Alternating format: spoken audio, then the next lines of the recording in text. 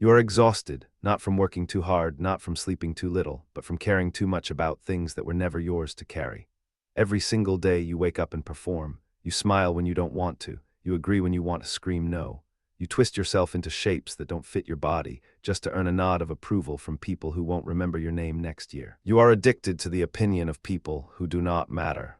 And the worst part, you don't even realize you're doing it. Your brain has been hijacked by a system so ancient, so deeply wired, that you mistake other people's expectations for your own desires. Approval is a drug. Neuroscience confirms it. Every like, every compliment, every nod of validation triggers dopamine in the same reward pathways as cocaine.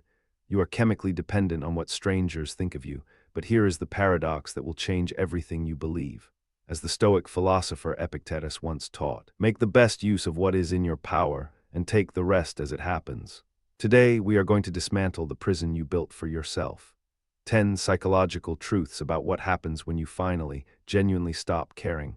And I promise you, by the end of this video, you will never see your anxiety the same way again. Approval addiction. Let me ask you something uncomfortable. When was the last time you made a decision without wondering what someone else would think? Not your partner, not your parents, not your coworkers, not the imaginary audience living rent-free in your head. If you can't remember, you have a problem, and it has a name. Psychologists call it approval-seeking behavior, but let's call it what it really is. Addiction. Dr. Judson Brewer at Brown University discovered that the brain's default mode network, the part responsible for self-referential thinking, goes into overdrive when we seek validation. You are literally running a background program that constantly asks, do they like me? Am I good enough? Did I say the wrong thing? Your brain is spending 80% of its energy on a question that does not matter. Think about what you could accomplish if you redirected that energy. Think about the creativity, the focus, the peace. Every time you check your phone for likes, every time you rehearse a conversation before it happens, every time you change your opinion to match the room, you are feeding the machine. And the machine is eating you alive. But here is what nobody tells you about this addiction. It didn't start with social media. It started when you were a child, and that brings us to something even deeper. Childhood wiring. Before you could form your first sentence, your brain was already learning the most dangerous lesson it would ever absorb. Love is conditional. Love is conditional. When you behaved, your parents smiled. When you cried too much, their face changed. When you performed well in school, you got attention. When you failed, you got silence. Psychologist Carl Rogers called this conditional positive regard, and he argued it was the root of nearly all psychological suffering. Your developing brain made a calculation that still runs your life today. Be what they want or be abandoned. You learned to betray yourself before you even knew who you were. And now, decades later, you sit in meetings afraid to share your real opinion. You stay in relationships that drain you because leaving feels like dying. You choose careers to impress parents who will never say they're proud. As the psychoanalyst Donald Winnicott explained, it is a joy to be hidden and disaster not to be found. You built a false self to survive childhood. The tragedy is that you're still wearing that mask in adulthood long after the danger has passed. If this pattern is starting to feel uncomfortably familiar, hit like and subscribe to keep exploring the depths of your psyche with me. Because what comes next explains why this wiring makes you physically sick. Cortisol prison. Your body is keeping score. Every time you suppress your real thoughts to avoid judgment, your adrenal glands release cortisol. Every time you replay an awkward conversation at 3 a.m, cortisol. Every time you scan a room to see if people are looking at you, cortisol. 1. Chronic anxiety and insomnia. 2. Weakened immune system. 3. Brain fog and poor memory. 4. Inflammation and weight gain. These are not metaphors. Dr. Robert Sapolsky at Stanford documented that chronic social stress in primates creates the same cortisol patterns seen in humans with anxiety disorders. You are not anxious because something is wrong with you. You are anxious because you are living someone else's life. Your nervous system cannot tell the difference between a real threat and the fear of being judged. To your amygdala, social rejection feels identical to physical danger, so your body stays in fight or flight mode permanently. You are slowly poisoning yourself with other people's opinions, and here is what the research actually shows. People who score high on what psychologists call sociotropy, the need for social approval, have significantly higher baseline cortisol levels. They age faster, they get sick more often, they die earlier. Caring what everyone thinks is not just emotionally draining. It is literally killing you. But there is a way out. and it starts with understanding what real detachment actually means. Detachment paradox. Here is where most people get it wrong. They hear stop caring and think it means become cold, become indifferent, build a wall and feel nothing. That is not detachment, that is dissociation, and it will destroy you just as fast as approval seeking. True psychological detachment, what the Buddhists call non-attachment and the Stoics called apatheia, is something entirely different. Feel everything attached to nothing. It means you allow yourself to want things without needing them. You allow yourself to love people without requiring their validation. You allow yourself to fail without it meaning you are worthless. As the philosopher Marcus Aurelius wrote in his private meditations, you have power over your mind, not outside events. Realize this and you will find strength. Detachment is not the absence of caring, it is the absence of desperation. Think about the person in your life who seems most confident, not arrogant, genuinely at peace. They laugh freely. They say no without guilt. They don't check their phone every 5 minutes. They are not cold people. They simply stop making their emotional survival dependent on how others respond to them. That is the paradox. The less you need approval, the more people are drawn to you. The less you fear rejection, the more authentic connections you build. But this leads us to something that might shock you about how your brain actually changes when you let go. Brain rewired. When you stop seeking approval, your brain doesn't just feel different, it physically restructures itself. Dr. Sarah Lazar at Harvard used MRI scans to show that people who practice non-attachment through meditation develop thicker prefrontal cortex tissue, the executive function center, the part that makes rational decisions instead of emotional reactions. Rewired. Simultaneously, their amygdala, the fear center, actually shrinks. Less volume, less reactivity, less panic in just 8 weeks of consistent practice. Your brain can literally rebuild itself when you stop feeding it fear. But it goes deeper than that. Psychologist Mihaly Csikszentmihalyi discovered that the flow state, that condition of peak performance where time disappears and you produce your best work, can only be accessed when self-consciousness drops away. The best moments in our lives are not the passive, receptive, relaxing times. The best moments usually occur when a person's body or mind is stretched to its limits. You cannot enter flow while worrying about what your boss thinks. You cannot create art while calculating how many likes it will get. You cannot solve complex problems while monitoring everyone's facial expressions for signs of disapproval.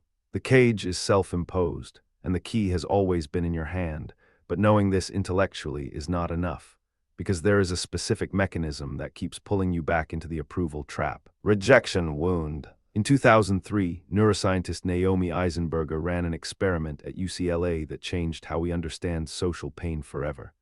She put participants in an MRI scanner and had them play a simple ball-tossing game. When the other players suddenly excluded them, stopped passing the ball, something extraordinary happened. The same brain regions that process physical pain lit up. The dorsal anterior cingulate cortex, the anterior insula. The brain literally cannot distinguish between a broken arm and a broken social bond. Rejection equals pain. This is why you flinch when someone criticizes you. This is why being left out of a group chat can ruin your entire week. This is why you rehearse conversations, edit your texts 7 times, and change your outfit 3 times before leaving the house.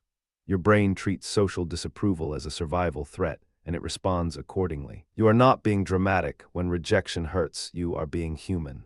But here is the critical distinction. Understanding that rejection pain is real does not mean you should organize your entire life around avoiding it.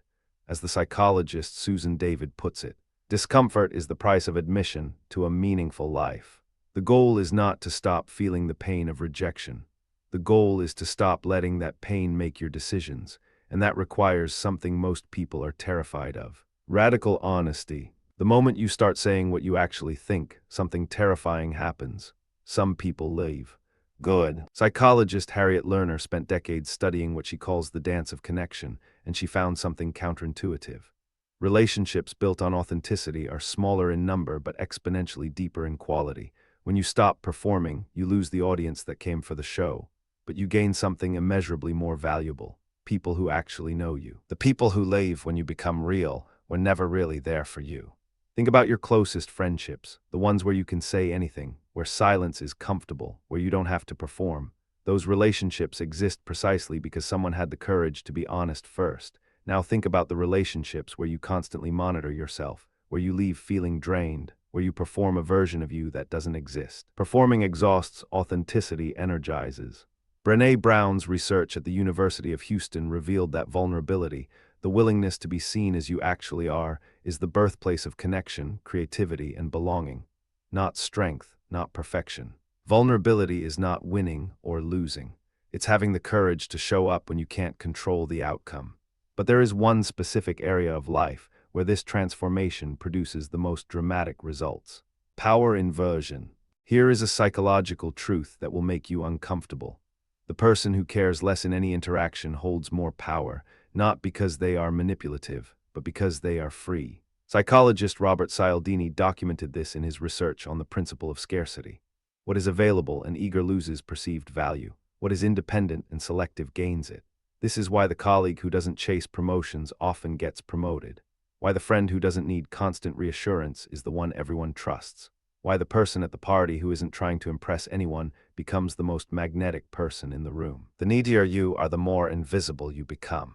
People do not respect those who chase them, they respect those who have somewhere else to be. But this is not about playing games or pretending not to care. Pretending is just another performance. It's about genuinely investing in your own life so deeply that external validation becomes a bonus rather than a necessity.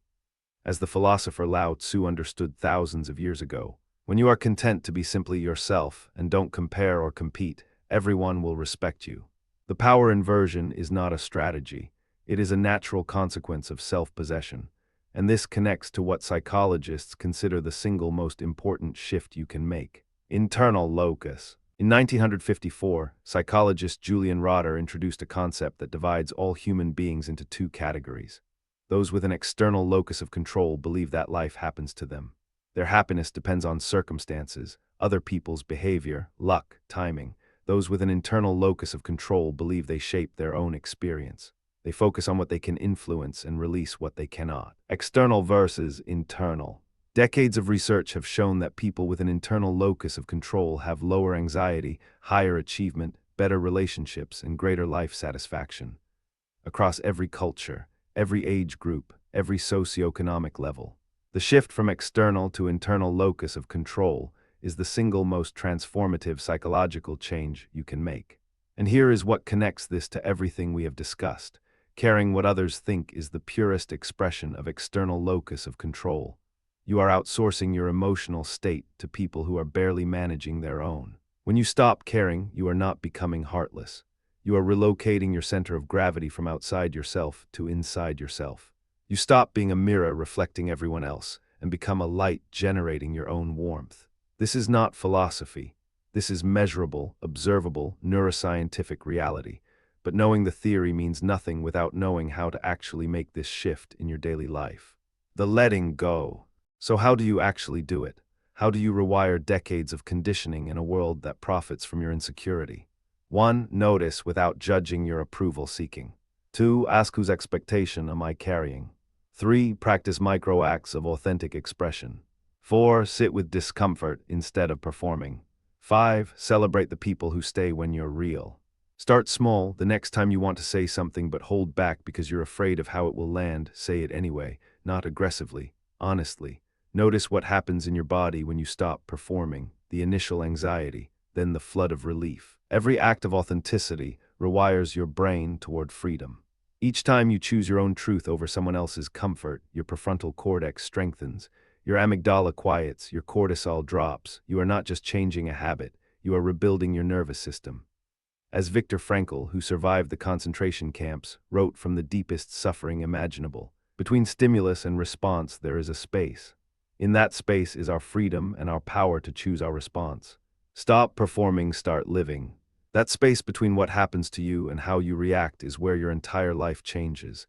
Not when the world gets easier, not when people finally understand you, not when you achieve enough to feel worthy. Right now. In the space between caring what they think and choosing what you know. Everything we have explored today points to one inescapable truth. The anxiety you carry, the exhaustion you feel, the relationships that drain you, the creativity you've suppressed, the decisions you've postponed, they all trace back to one source. You gave away the authorship of your own life. The most radical thing you can do in a world obsessed with approval is to approve of yourself. Not because you're perfect, not because you've earned it, but because your nervous system, your creativity, your relationships, your entire existence transforms the moment you stop asking permission to be who you already are. When you stop caring, you don't become less. You become free. Free to fail without shame. Free to succeed without guilt. Free to love without desperation. Free to create without calculating its reception. Release the chains. The world does not reward those who seek its approval. It rewards those who have found something more important than approval: purpose, truth, authenticity. As the philosopher Kierkegaard once put it, the most common form of despair is not being who you are. If you made it this far, comment Unchained if you are ready to stop performing and start living. Welcome to the Psyche Project. If this changed how you see yourself, hit subscribe. Understanding your own mind is the work of a lifetime. See you in the next video.